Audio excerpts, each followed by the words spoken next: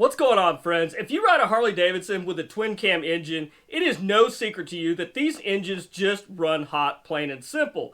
And as the years went by and the twin cam engine evolved, these motors just seemed to run hotter and hotter as the years went by and the displacements increased. And basically Harley-Davidson was really forced to run these super lean air-fuel ratios that the bikes were really not necessarily designed for.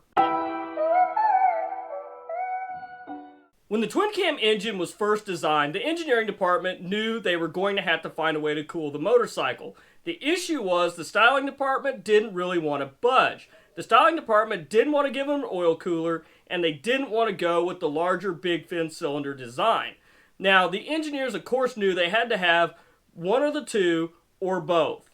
Preferably both. But in the end, they only end up with the big fin cylinders. Styling did not want to get away from the look of the Evo engine with the small fins, but eventually they had to cave into engineering because, well, they kept seasoned engines. Guys, please don't forget, if you enjoyed the video today, don't forget to hit that like button and consider subscribing to the channel if you haven't done so already. Now, when the twin cam engines first came out with the carburetor on the Twin Cam 88, there was a big noticeable difference in the amount of heat that you felt coming from an Evo. Obviously, they were larger engines, they produced more heat, so that's more heat felt by the rider with the new and improved cooling system, which was great for the engine itself, but not so good for you as a rider, as you're feeling more of that heat.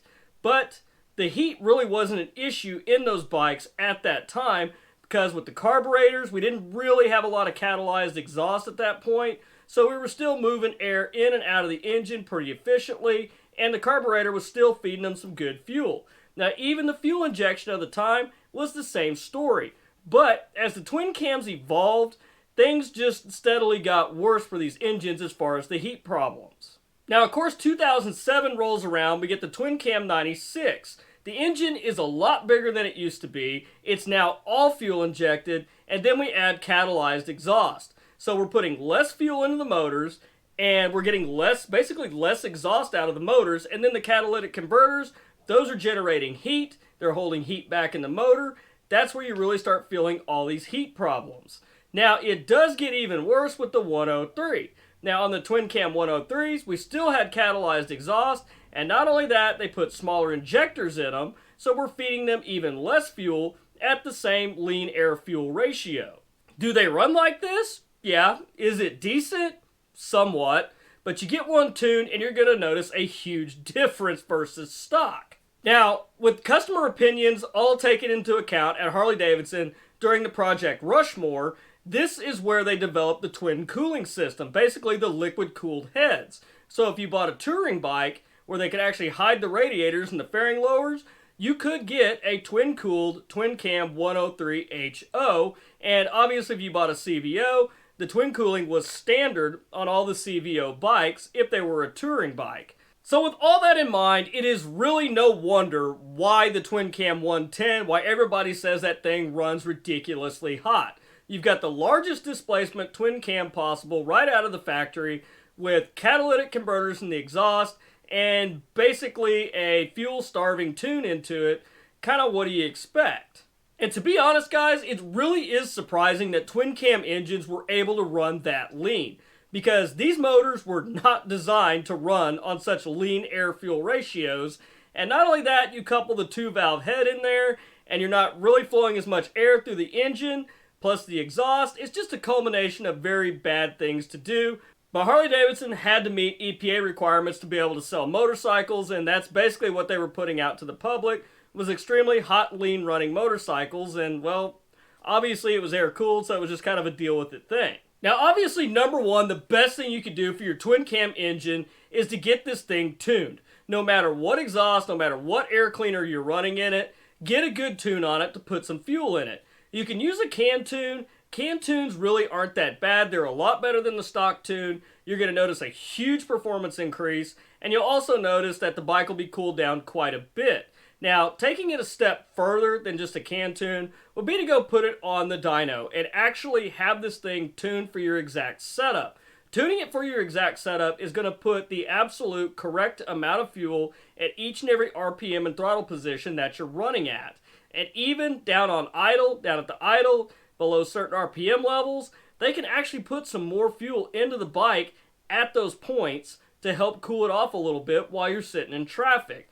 Now, that's pretty tricky depending on your setup and who's actually tuning your bike, but it can be done. Now, obviously, if you're riding a twin cam today, it's probably already got the exhaust, the tune, and the air cleaner, so you're well beyond that point. And if you've got a later model touring bike, it may have already come with a factory oil cooler on it, so generally you're good to go there, unless you wanted to go ahead and upgrade to a fan-assisted oil cooler. Now, for you guys that are riding a Dyna or a Softail, something that didn't come with a factory oil cooler, going ahead and adding a fan-assisted oil cooler is probably one of the best ways that you could cool your bike down. Because other than air moving over the cylinders, that oil is the only thing that's really cooling down your bike. And if you have a fan-assisted oil cooler, this will really help you sitting in traffic or riding at low speeds because it acts just like a radiator. The fan comes on, pulls cooler air over the oil, goes back into the engine, and this will drastically help lower your temperatures. Now, bear in mind, this really isn't going to do anything for the amount of latent heat coming off the motorcycle that you're going to feel. Being an air-cooled motorcycle, that is just something that you're going to have to deal with. But as far as keeping the engine cooled down to a more what I would consider safer operating temperatures, that's one of the absolute best things you can do. Now, obviously, for latent heat that you're feeling, there are some options out there. There are like the Love Jug fans, but a lot of the guys that run those, they'll tell you that you're pretty much, yeah, you're cooling the motor down, you're blowing air over the engine, which that is great if you're at low speeds or in traffic, but you're also ejecting that hot air out onto your right leg, and that doesn't feel too good.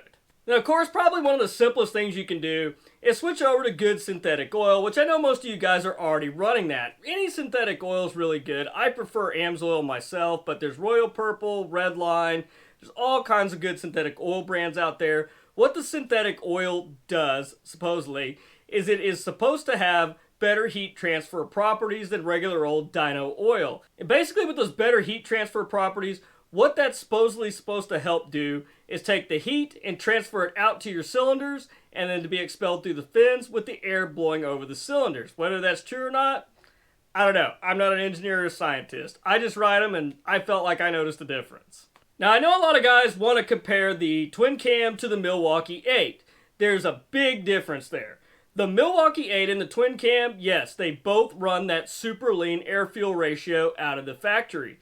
The thing with the Milwaukee 8 is that that engine was actually designed to run with that air-fuel ratio.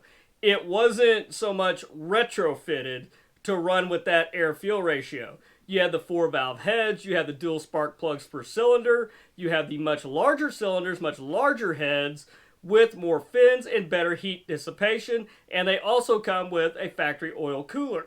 So there is quite a bit of difference between the Twin Cam and the Milwaukee 8 when it comes to heat dissipation properties and the air-fuel ratio they're running out of the factory. There really is no comparison between those two engines. So anyhow guys, if you were riding a Twin Cam Harley-Davidson and you were wondering why the damn thing is so hot, it's not just because it's a Harley, it's not just because it's air-cooled. It did have a lot of things working against it, and they were forced to make them run hot. But if you take the time and take the steps to do the exhaust, do the air cleaner, get a good tune on it, even go as far as to put an oil cooler with a fan assist on it, this will really help get your temperatures down, and it'll really help you with a much more enjoyable riding experience where you're not burning yourself to death this summer. But anyhow guys, that's all I've got for you this week. I hope you enjoyed the video, and if you did, please don't forget to drop a like on the video and consider subscribing to the channel if you haven't done so already. But until next week guys, you stay safe on the streets, dodge those cars, and I'll catch you guys back here next week with a brand new video. Thanks for watching.